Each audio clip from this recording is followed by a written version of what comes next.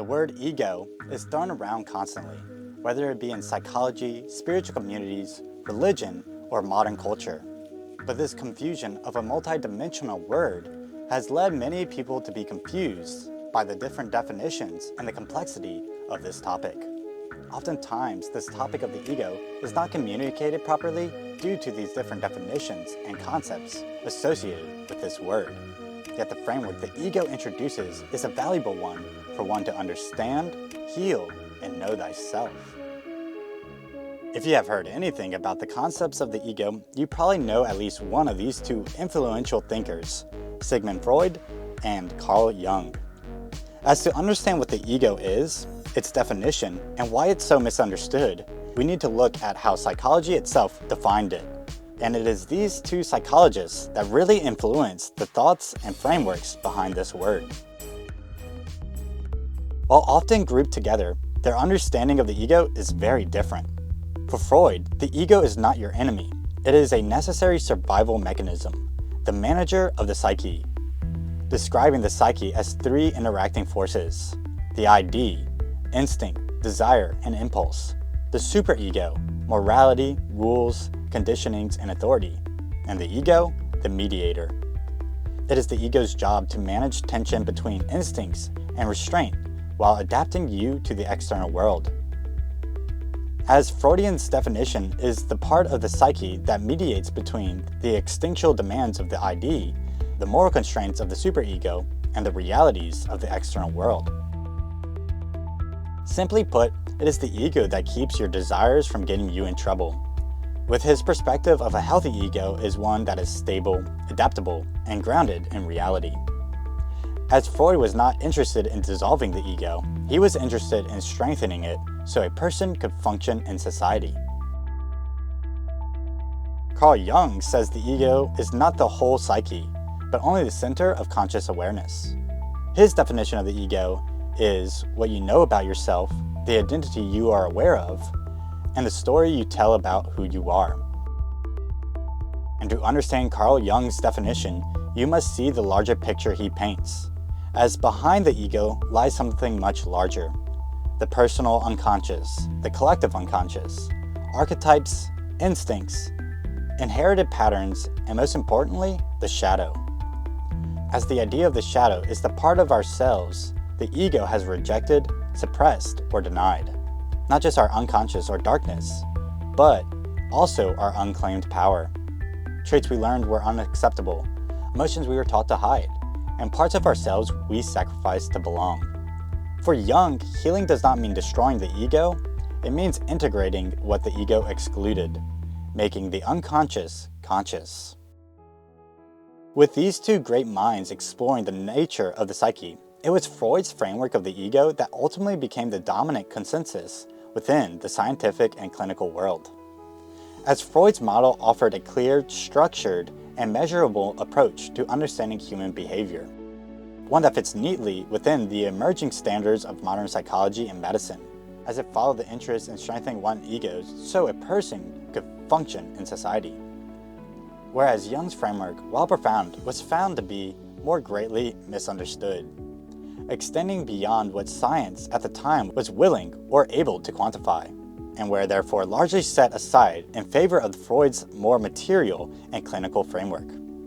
Freud's model of the ego becoming the dominant psychological framework, the lens through which we understand the self, became an issue where problems began to emerge. Freud's framework of the ego was designed to manage conflicts, not resolve them. And so, like many of the modern world, this was the approach many were taking. Science and medicine were beginning to look for a band-aid solution rather than going to the root of the problem. Industries were more concerned with creating labor than thinkers, where questioning was becoming radical. But when the ego is treated as the self, healing becomes a process of endlessly fixing the story. The mind analyzes itself. The ego tries to repair the ego. Identity attempts to optimize identity, creating a loop of trauma to analysis, analysis to identification, identification into reinforcement. Instead of loosening identification, the story becomes more detailed, more defined, more real. So suffering persists, not because awareness has not healed, but because identity has never been questioned. Yet, this is what modern psychology and therapy is based off of. It's not a failure on their part, but a limitation of the model when used alone. Carl Jung warned that when the ego is believed to be the total psyche, it becomes inflated, cutting off the deeper intelligence of the self.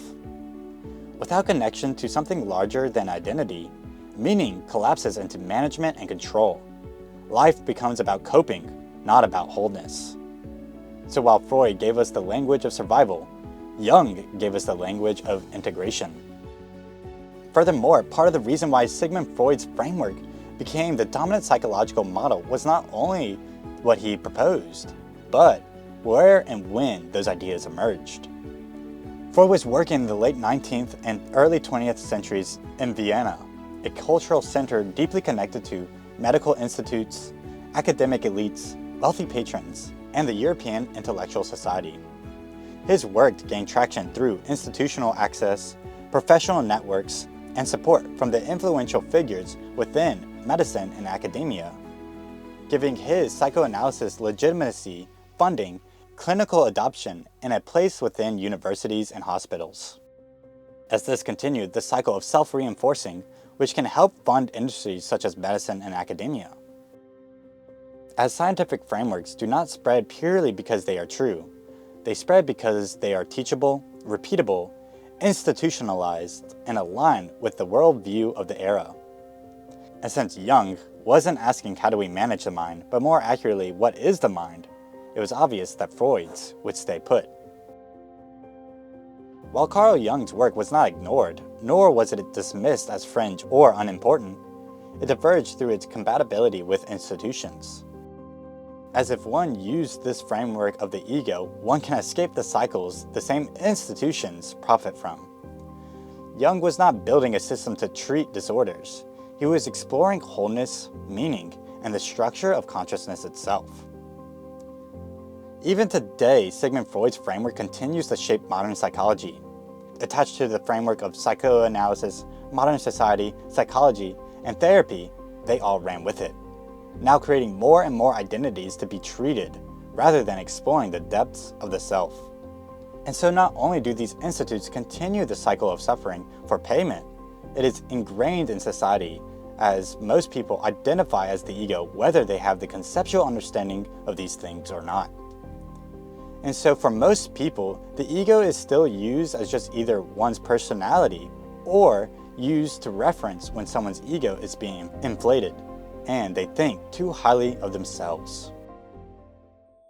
But psychologists weren't the only questioners of the psyche. Across the world, countless spiritual traditions have explored the same inner territory, often arriving at insights that closely parallel and support Carl Jung's approach. Long before modern psychology, these systems recognized that the ego is not the totality of the self.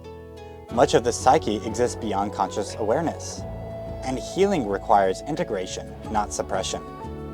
In yogic traditions, Buddhism, Taoism, and Western mysticism, the mind is seen as layered, with personality and identity resting on the surface, and deeper structures of awareness, symbolism, and meaning beneath. And so when spirituality began to re-emerge and expand in the Western world, it didn't even arrive through religion, it entered through psychology. As much of this shift came from within the psychology department themselves, led by influential figures at the top of that system, most notably Timothy Leary and Richard Alpert, later known as Ram Dass. Through their work with psychedelics, they helped bring the direct exploration of the psyche into the mainstream culture, not as a theory, but as a lived experience.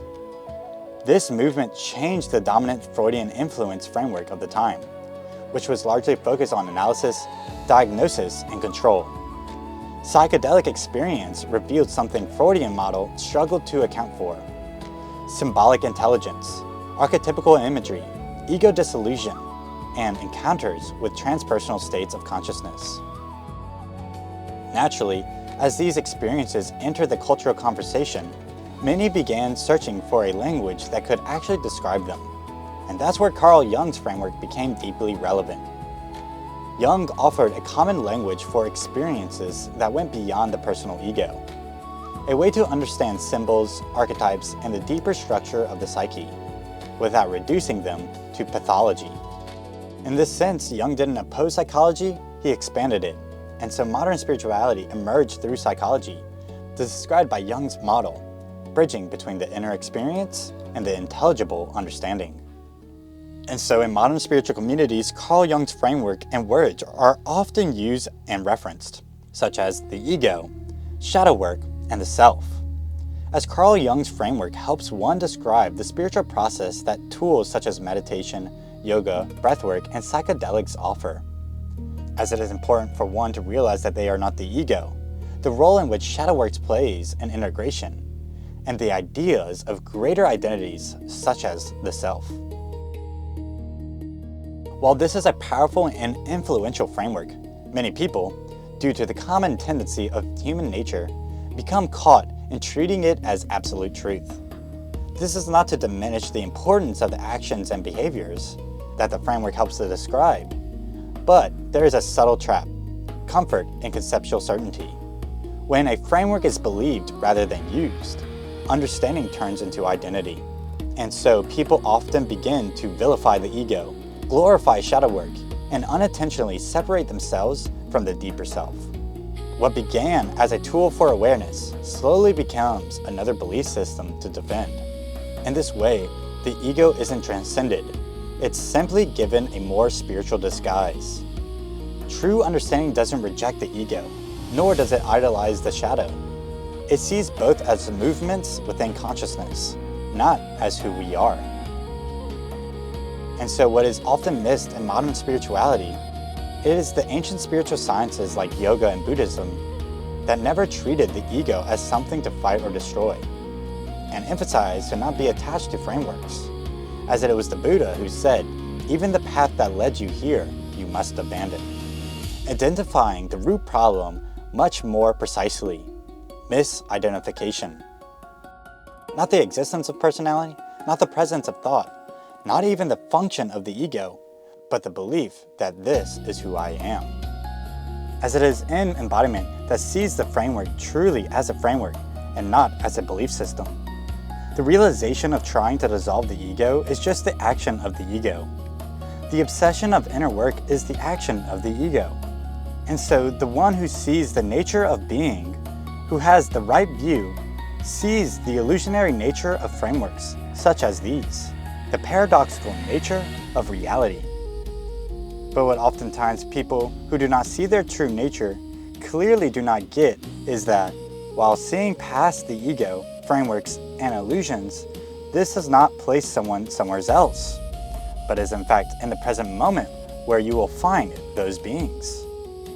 And so when you ask one to express this non-dual experience in duality, you are often met with language that either trips over itself, a metaphor, or positive affirmation of reality. As if you had true free will, wouldn't you always choose the positive route? Embraced by non-dual bliss, naturally one is at service, wanting all to experience their true nature.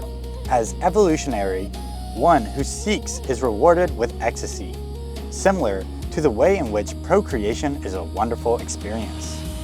And so, to teach one to go beyond the frameworks and concepts such as not seeing the difference between their true nature and their ego, one gives negative-oriented actions while talking directly to attachment, in which we call the ego.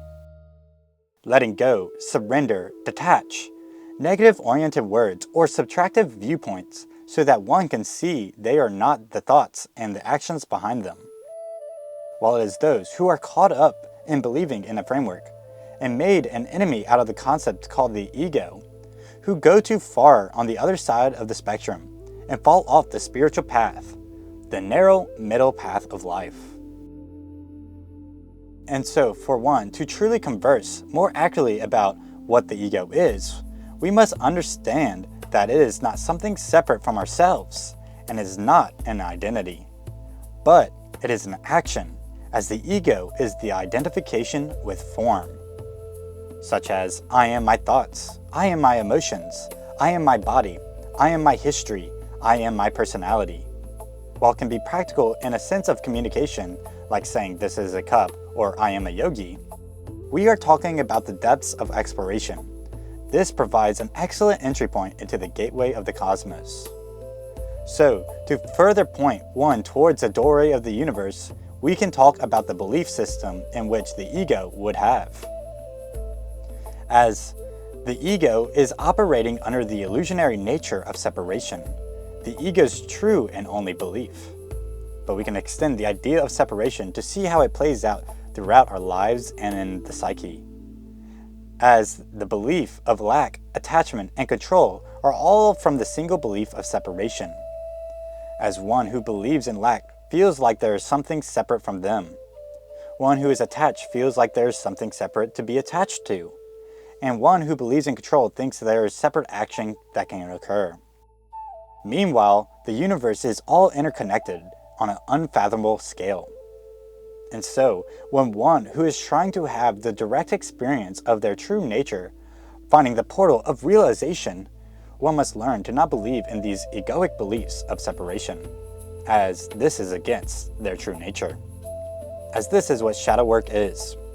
It is not about fixing what is wrong with you, it is about seeing where you believed in separation, where your actions were performed out of fear instead of love. And so, the ego was never the enemy. It was never something meant to be destroyed. It was never separate. It was simply the activity of identification, doing exactly what it was designed to do. And while there may be many definitions for a single word, what truly matters is how the framework is used. Whether it becomes a tool for awareness and integration or a belief system to cling to, it doesn't matter, because when a framework is seen clearly, it no longer traps us, but points us to the truth. That's it for today's video.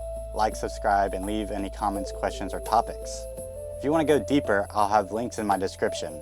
Thanks for watching. Peace.